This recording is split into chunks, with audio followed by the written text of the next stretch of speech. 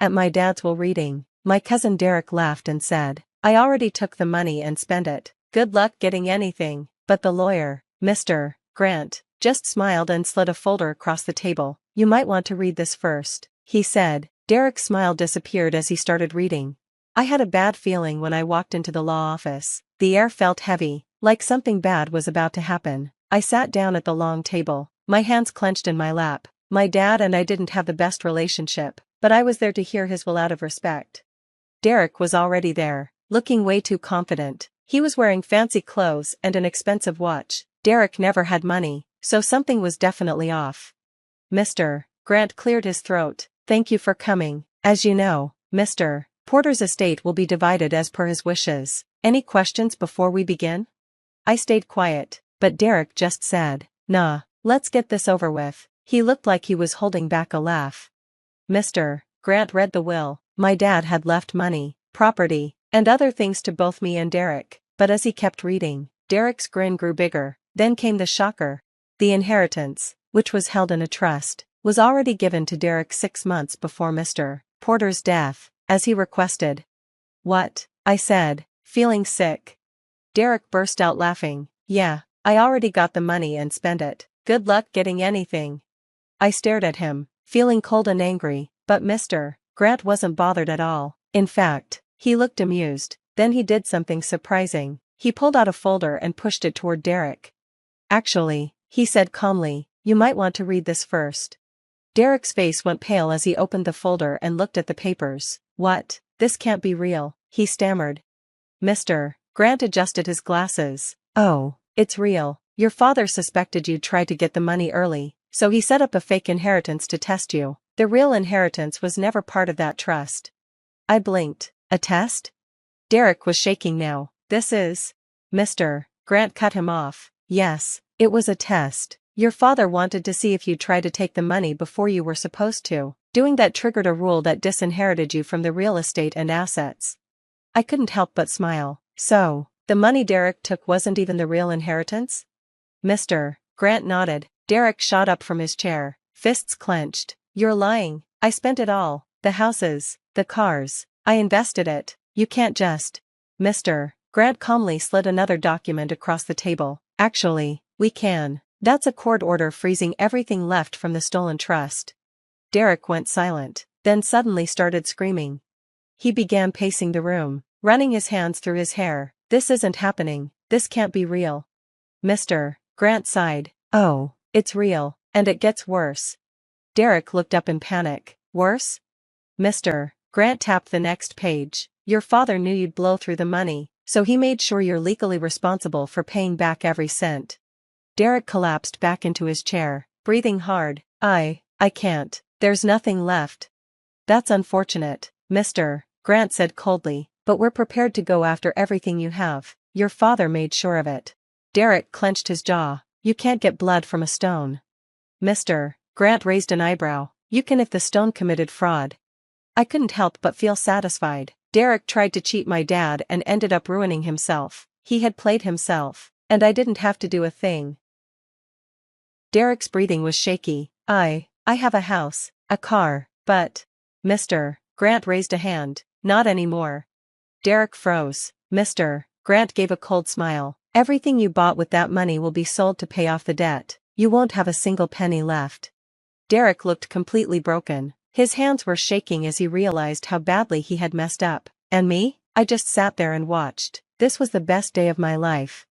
I watched Derek's world fall apart right in front of me. His face was pale. His breathing was uneven. He thought he had won, but he was the joke all along. And the best part? He did it to himself.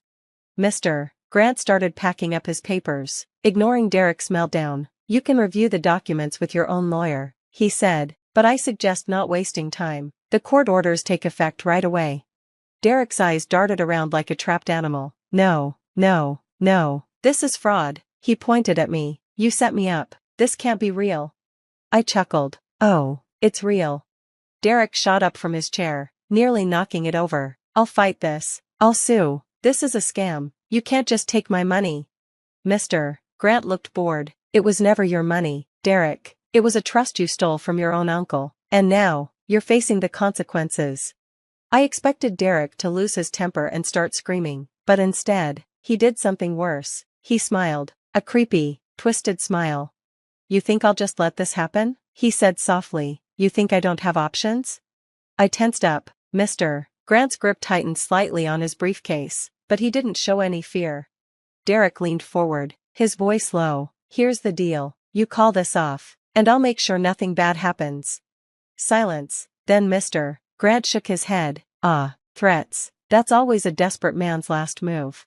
Derek's grin vanished. Mr. Grant stared him down. "I suggest you watch your words, Derek, because if you think you're in trouble now, just wait until the law gets involved." Derek sank back into his chair, his face twisted with anger. Then Mr. Grant looked at me. "There's one more thing." Derek groaned. "Another trap? What else could you take from me?" Mr. Grant ignored him and handed me another folder. "This is something your father wanted you to have personally." I frowned. "What is it?" "Read."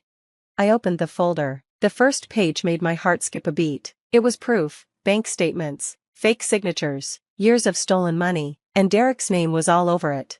I looked up in shock. This is... "Yes," Mr. Grant said. "This isn't just about the trust or the money he blew in the last 6 months. Derek's been stealing from your father for years." I could hear Derek's breathing getting heavier. His foot was tapping quickly under the table. "You're lying," he said through clenched teeth. "No," I said, flipping through the papers. "You are. These are loan applications in my dad's name, secret withdrawals, even a forged property sale. Derek, you weren't just greedy, you were a criminal." Mr. Grant turned to him. "Your uncle didn't want to press charges while he was alive, but after his death, he told us to move forward." Derek looked like he was about to be sick. I closed the folder, my mind racing. "So, what happens now?" Mr. Grant sighed. "Well, that depends." He turned back to Derek. "If you cooperate, we might settle this civilly, but if you fight, we'll pursue full legal action, including criminal charges." Derek's mouth opened, then closed. He knew he was trapped. I thought that was the end, but then Derek did something I didn't expect. 3 days later, Derek disappeared. No calls, no emails, no trace of him. At first, I thought he was just hiding, but then I got a call from Mr. Grant. "We have a problem," he said. My stomach dropped. "What kind of problem?" "The kind that involves fake passports and trying to run away." I sat up. "You're kidding." "I wish I was." Mr. Grant sighed. "Derek bought a one-way ticket to Argentina. He's trying to escape." I felt a slow burn of anger. "Did he make it?" There was a pause. Then Mr. Grant chuckled. "No, he got caught at the airport." I nearly fell off my chair laughing. Derek was arrested at the airport with a fake passport, a suitcase full of cash, and a very expensive watch he didn't own anymore. Faking your identity while being investigated for financial crimes? Bad idea. And just like that, Derek went from a cocky con artist to a wanted fugitive. The court seized everything: his house, his cars, his bank accounts, even his personal stuff was sold to pay his debts. And me? I got everything my dad wanted me to have.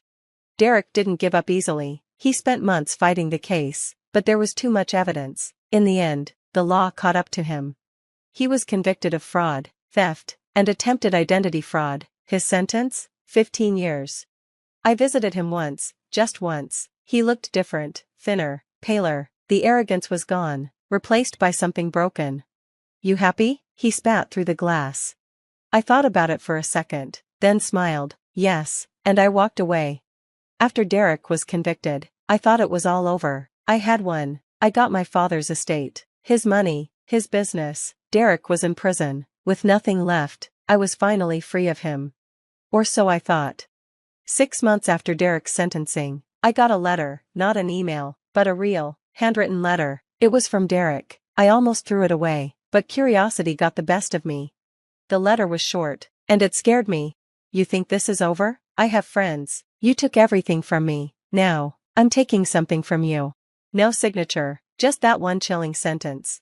I read it twice, my heart racing. It wasn't just anger, it was a threat. I locked all my doors that night. At first, nothing happened. Weeks passed, then months. I started to think maybe Derek was bluffing, until the break-in. It happened at 3 a.m. My security system went off, waking me up in panic. Someone was trying to break in. By the time the police arrived, the intruder was gone, but they left something behind, a single playing card, a joker, taped to my front door. I went straight to Mr. Grant. "This isn't possible," I said, pacing in his office. "He's in prison." Mr. Grant nodded, looking serious. "He is, but he's not powerless. Derek had connections, small-time criminals, shady partners, people who owed him favors, and now, they're coming for you." That's when I decided, if Derek wanted a war, I'd give it to him. I hired a private investigator. If Derek had people working for him on the outside, I needed to find out who. The PI, a guy named Henderson, was good. 2 weeks later, he came back with names. Derek still had 3 key people running his dirty work: Victor Cole, a former accountant who helped him hide stolen money; Ray Bones Martinez, a tough guy who wasn't afraid to use violence; and Samantha Price, an ex-girlfriend, smart, dangerous, the real mastermind behind Derek's plans. Henderson leaned back in his chair. "These people, they don't scare easy, and they don't give up." I clenched my fists. "Neither do I. I needed to do what my dad did to Derek, set a trap. So, I made it look like I was moving all the estate's money into one weak account. It was a lie, but I made sure the right people heard about it. It worked. 3 days later, Samantha Price showed up at my bank, trying to take the money using fake documents. She didn't know the account was already flagged and the bank manager was working with the police. The moment she handed over the fake papers, the alarms went off. They arrested her right there. Samantha broke down fast, facing serious charges. She spilled everything. Victor Cole, arrested for fraud and tax evasion. Ray Bones Martinez, caught with illegal weapons and other crimes. Derek, turns out, he was running everything from prison using a smuggled phone. When they searched his cell, they found plans detailing how to attack my accounts, my house, even my family. That sealed his fate. Derek's original 15-year sentence doubled to 35 years, no chance of parole. I didn't visit him this time, but I sent him a letter. It was short and clear: checkmate. I never heard from him again, but I knew he read it and understood I'd beaten him for good. Derek's plan had completely fallen apart. His partners were arrested or turned against him. His sentence was extended, and he'd be stuck in prison for most of his life. I should have felt relieved, but I wasn't done yet. Even in prison, Derek was trying to fight back. He hired a high-priced, shady lawyer known for helping criminals. Derek was desperate. He had nothing left to lose. His lawyer sent me a letter demanding a settlement. A settlement. The man who stole from my father and tried to ruin me was now begging for money. I laughed so hard I nearly fell out of my chair. Then, I took action. I hired the best lawyer I could find, and I didn't just fight back, I countersued him for damages, emotional distress, and everything he tried to take. The case moved fast. The judge looked at Derek's history and threw out his case immediately. My countersuit? Approved. The court ruled that everything Derek had left, his belongings, his prison wages, even any money he might get in the future, would go to me. Every dollar he would ever make, mine. Even in prison, he'd be working for me. I sent him one last letter: "Now you work for me. Enjoy the next 35 years. No threats, no insults, just the truth." I never got a reply, but I pictured Derek sitting in his tiny prison cell, reading those words over and over, knowing he lost everything. Derek always thought money was power. He thought he could lie, cheat, and steal his way through life, but in the end, the law and karma caught up with him. And me? I was finally free. Derek was exactly where he deserved to be.